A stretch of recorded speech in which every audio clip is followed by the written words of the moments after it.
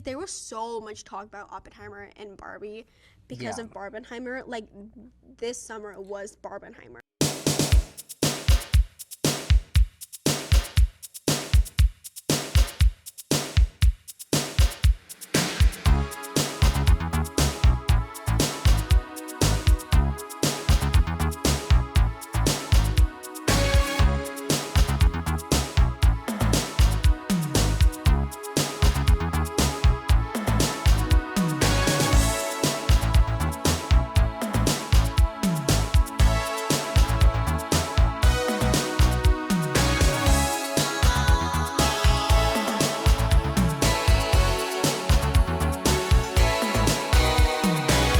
Hey guys, welcome back to JEREC. Bombs!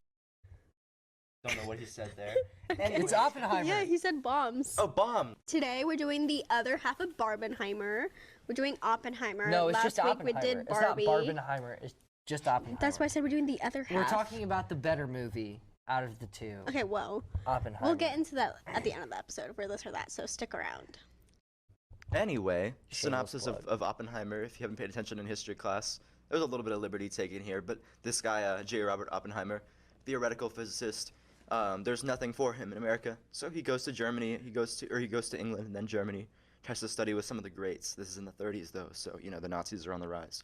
Eventually he decides, I'm going back home. He goes to California, Berkeley specifically, and he decides to start a theoretical physics a quantum mechanics program there. It gets so big that eventually, when things escalate, the government decides to work with him to create the bomb. And he creates the bomb, and it has a lot of implications on the world, which we all know about now. Big bomb. An atomic bomb. Atomic bomb. Yeah. And there's talks about a hydrogen bomb, and that puts him in even more hot water. Yep. Yes. Hot takes, Hot guys. takes. What you thought on the movie overall? And Rennie has 3. I know what it's going to be. We Yes, haven't talked about this I yet. do have 3. I'm gonna just start us off with the most obvious hot take. The nudity is extremely unnecessary. Can y'all at least agree on that? Mostly, yes. Mostly. There's What one- was it Cash needed? enjoyed it. No, there's one shot that I think was really interesting and had a lot of depth, but for the most part, no. What shot? Please The shot- elaborate. He's in like the interrogation room that Strauss set up for him, and it pans the guy that's asking him the question. It pans around his head, and when he's mentioning the, You liked that scene? I thought it was fascinating and it captivated me, and I was also like eating cereal and feeling tired, and so it made me not fall asleep. That's for sure. And it turns around, and then all of a sudden there she is, and mind you, she's already dead. Fully naked, bro. So they're doing that on this chair. See, I actually disagree. I think that scene was the weirdest thing ever. Because he's in it, he's being interrogated, right? And then all of a sudden it pans and he's just naked with a girl on top of him. Like, I just thought that was very weird. Also, but I just think it's super unnecessary. Like, there's no need to show that at all. I feel like it was a better choice than just cutting back to like that first scene where he's reading like the Hindu manuscript where like I am become death. That didn't need to be anything sexual. I don't think that added anything. But I thought that there was a more creative way than most movies do when they have like a flashback to a relationship. Yeah.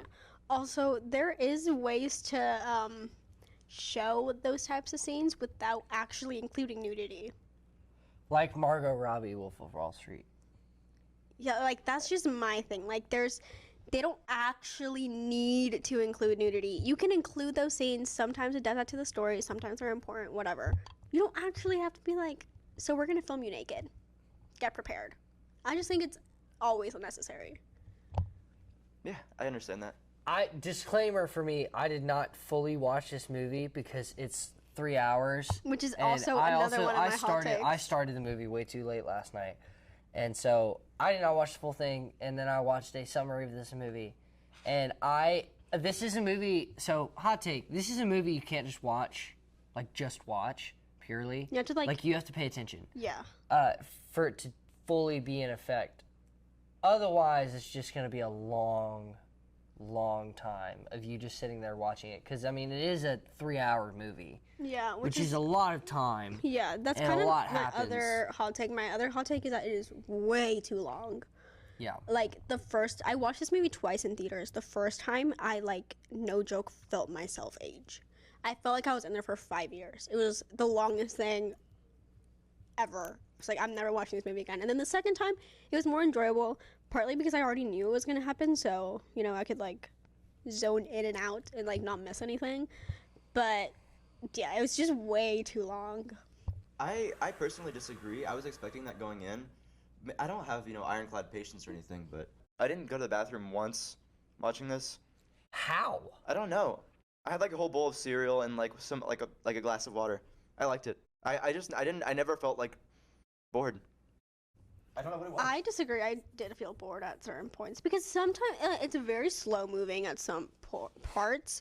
Some parts are interesting. Some parts are like so slow that I was like, what am I even watching? Like, you just get lost really easily. If you don't pay attention for like 2 minutes, you get lost and you have no idea what's happening.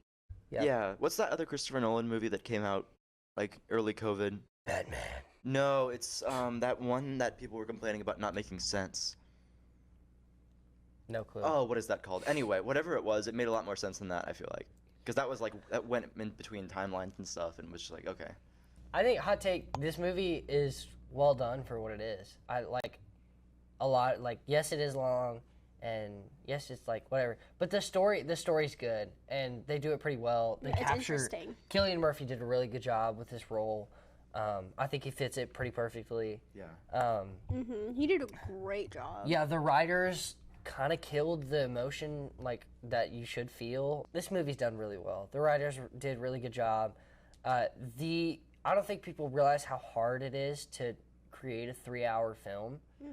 That I mean, it's. I'm pretty sure it was supposed to be longer, but then they ended up cutting it. Yeah, to they 3. did, dude. It was a super tough job for them to do, and so props because it's tough. And I mean, the movie was overall good. It got good ratings, and some people think it's boring. Other people think it's very fascinating, and the story's really good. And I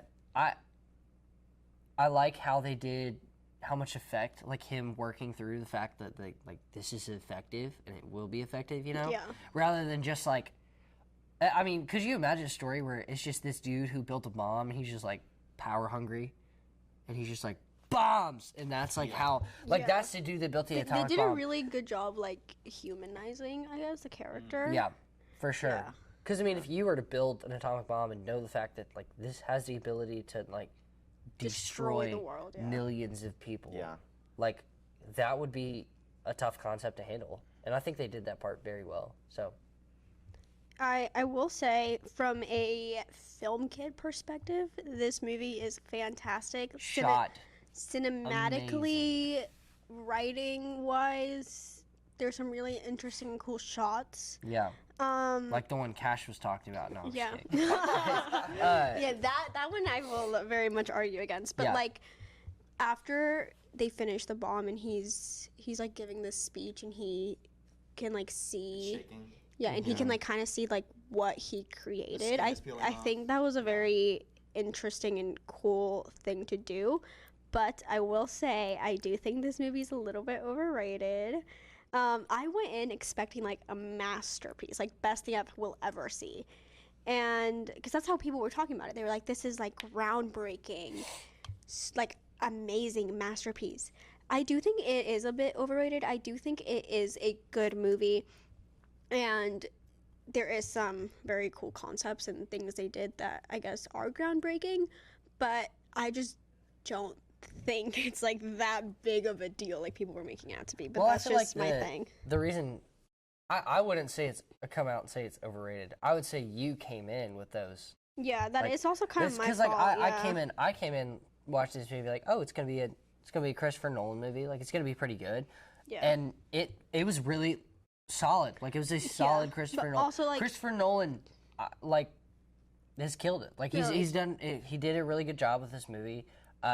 I think if I would have came in with the idea that it was going to be a super amazing movie, like one of my top 10 favorite movies of all time, then I think I would have had the same opinion. Yeah. But the fact that like you come into this movie, don't think it's going to be the greatest thing ever, because it might be to you, but Yeah, I think you have to go in like not expecting anything and just like to Which is- really, which is to how- That was really- why I liked it so much. That's how movies should Yeah. be done, anyways. You should come in not knowing what to expect and not knowing how it is. Yeah, but the thing is, there was so much talk about Oppenheimer and Barbie because Yeah. of Barbenheimer. Like, this summer it was Barbenheimer. Like, it was I- such a big deal. I would have rather had it come out at a separate time, I think. Yeah, I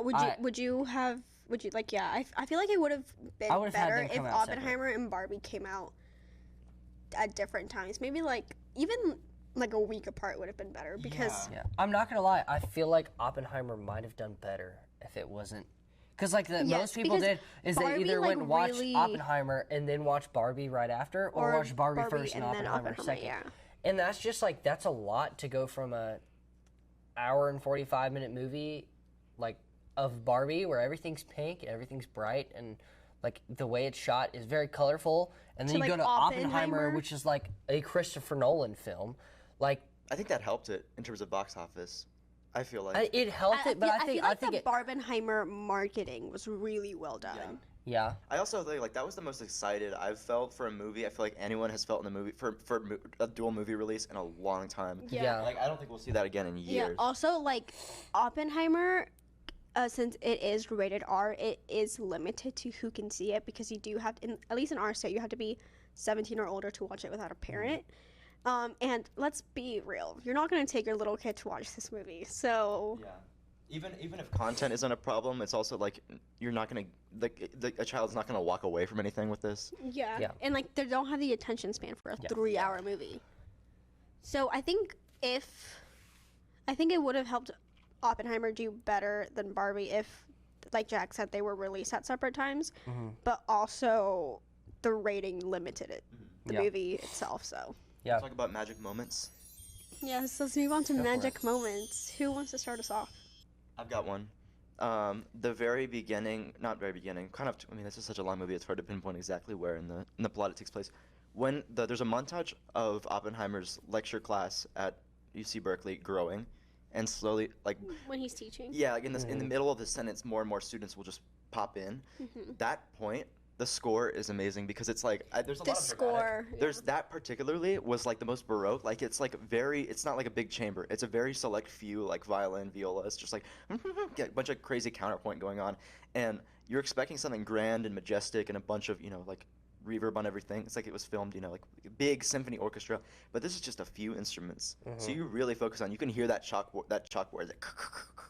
That was really cool. It sounded like it was from like like the 1700s when that part's going on. Yeah. I will agree that the score was fantastic. I really do hope that it was an Oscar for it because it really added a lot to the emotion of the movie.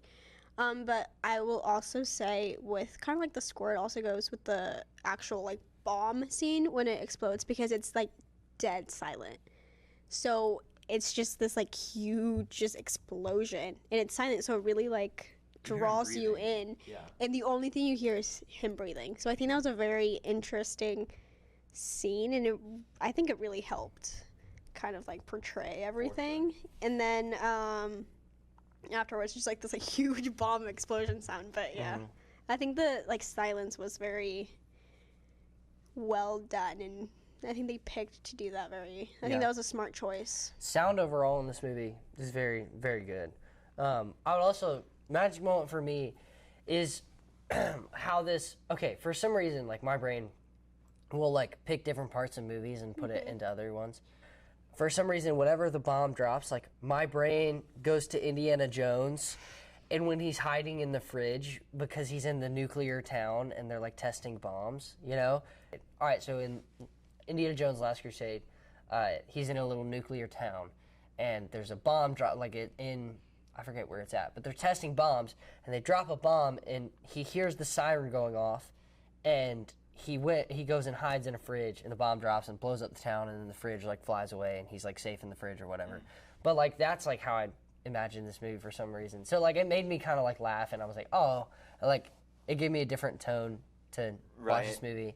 I get that. I was thinking of for some reason, my association with this, like completely remote association with this movie is that song. I can't remember the artist it's by. That 70s song? It's like, Dancing in the moonlight. Yes. I don't know why. King Harvest. King Harvest. That's a great song. That song, I don't know why, is playing in my head for this entire movie. Yes. Like, It just has it's that vibe. never Nope. in the movie. Nope. I think it's cool when your brain can like associate two things that are not anywhere near Right. related to each But it other. like gives a different vibe to it. Yeah, it does. It's a good movie. I wasn't even listening to that song before or after. It just happened to be in my Yep. head, right? I love that song so much. Yeah.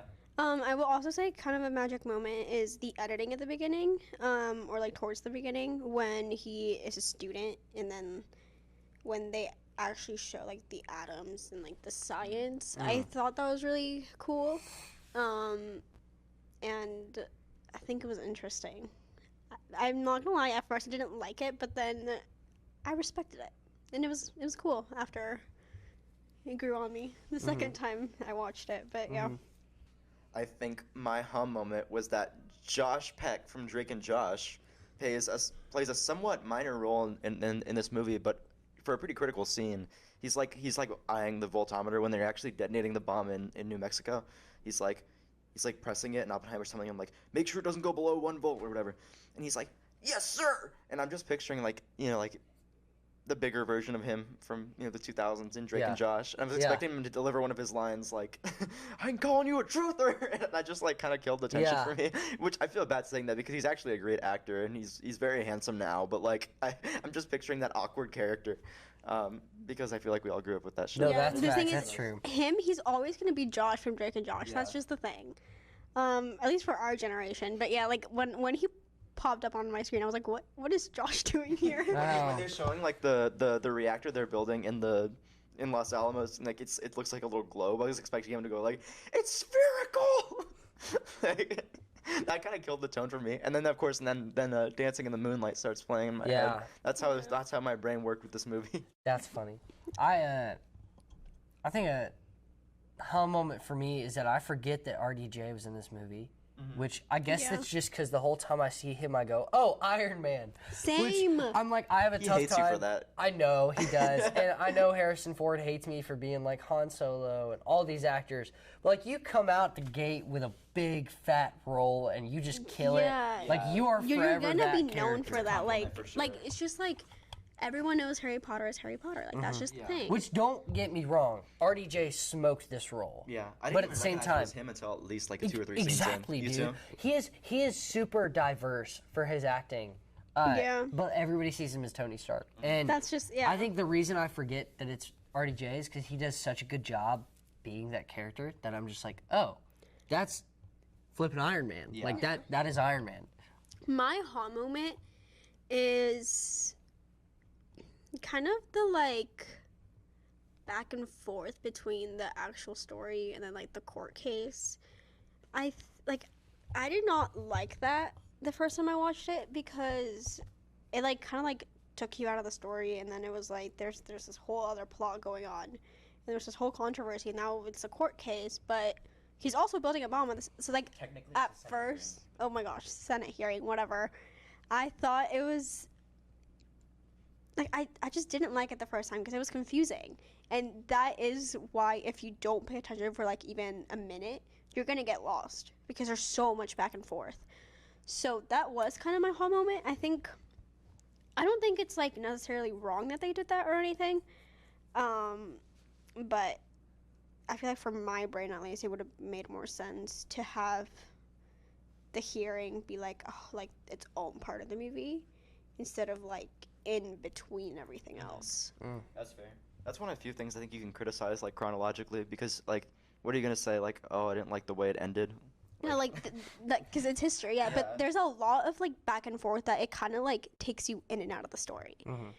So I think, and there's also like a lot of flashbacks, and I just think it would have been better and more easy to understand if you went in order and started with like the flashbacks, like this is how it started, and then they made the bomb, and then there was the hearing, and there was this whole thing.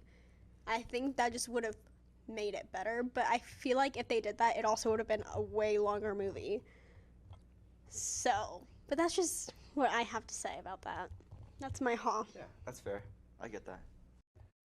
So before we start this or that, we were looking at one of our last episodes, and we completely forgot to add Home Alone to the list. Guys, I'm The so irony sorry. of forgetting Home Alone. I'm so it's like sorry. The plot. And we forgot So Home Alone. we have done 3 episodes without Home Alone on the list, but we did catch our digging. mistake. Yes, we did digging. And It Home is- Alone is officially on the list. Yes. It was below Elf but above Grinch, but since we filmed the Barbie episode before, we caught that mistake. We talked about it. Talked post-set, about it, and we Home put Alone Home is Alone above above Barbie. Yes. Because if it wasn't, I'm pretty sure I would break this board in half. So we officially have 20 movies, and we're gonna figure out where Oppenheimer goes. Grab it. Top 10 and our bottom 10. Yes. Top 10. Breakfast Club, Return of the Jedi, Sound of Music, Empire Strikes Back, Die Hard, Elf, Home Alone, Barbie, Grinch, and Nightmare Before Christmas. Bottom 10, E.T., A New Hope, Hocus Pocus, Scream, Charlie Brown, Thanksgiving, Blackening, Polar Express, Shark Boy, Lava Girl, Love Hard, and Emoji Movie. That's our 20 so far. Where does... I almost said Barbenheimer. Where does Oppenheimer fit for y'all? I think we should do the thing where we all say our pick, At the same time. and then, no, like, one at a time, and explain our reasoning, and then no one can talk until the end, and then we can all argue. All right, Cash first. Okay.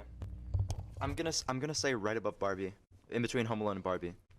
Now I do have a bias whenever a movie is more serious or covers more complicated, philosophical topics. I'm like, oh, well, that makes it better. It's not necessarily true. Barbie was a fun time, but I do think it has more emotional weight, so I put it there. I can't, in good conscience, put it below something like Scream, which is like way more silly, or any of the holiday movies. So. Yeah. Except for Elf. I think it has to be top 10. Like, I don't think this deserves to be in the bottom 10, or I guess bottom 11 after this one. The only thing is, I don't think it should go above Barbie. I think it should go below Barbie. And that's only because I think that Barbie is more entertaining, and I enjoyed it more. This movie, the first time I watched it, actually, like, I struggled. Like, it was actually too long. I did not really enjoy it. I had to rewatch it to like actually have like a good experience watching this movie. So Barbie, on the other hand, was just a good time. So I think it should be below Barbie but above the Grinch. I don't need a You don't mic. need the Well, okay, No, don't argue yet. You can't argue yet. All right, I am gonna go in the same spot that Cash had, purely because this movie, cinematography wise, is so top tier, and it's a Christopher Nolan film, and the shots are good, the writing's good. I think the only thing I had trouble with is the fact that it's long, but like, I can get past the length. So I can get past the fact that it's 3 hours long, and I can watch it and be obsessed with the shots. I could sit down and break down every single scene from this movie and find a part that I love on every single part of it. Like, there's not a part of this movie where I'm like, dang, like, I wish they would have done that better. Like, dang, that sucked. Like, this is a good movie. I think it goes above Barbie at number 8. I agree. All right, ready? Oh gosh. This pains me because I came into this episode being like, I'm gonna make sure Oppenheimer is below Barbie, but that did not go as planned. Nope. Oh gosh, this is so bad. Okay, so I guess it has to go above Barbie. Bomb. The bomb. Oh, that's what that There- is? Sorry. It kind of looks like a tree. Well, it's because it's green. Yeah. Kurt Vonnegut. Okay, so top 10 are officially Breakfast Club, Return of the Jedi, Sound of Music, Empire Strikes Back, Die Hard, Elf, Home Alone, Oppenheimer, Barbie, and The Grinch. Yep. And then the rest of it, Nightmare Before Christmas, E.T., A New Hope, Hocus Pocus, Scream, Charlie Brown, Thanksgiving, Blackening, Polar Express, Shark Boy, Lava Girl, Love Hard, and the Emoji Movie. Yup. All right, guys. That That's is it it. for Oppenheimer. You can see, I was going to say we should put them together because Barbie and Oppenheimer. That is it for Barbenheimer. That is We it did for Barbenheimer. We Barbenheimer. did. And we'll see y'all next week with FNAF. Bye. Bye.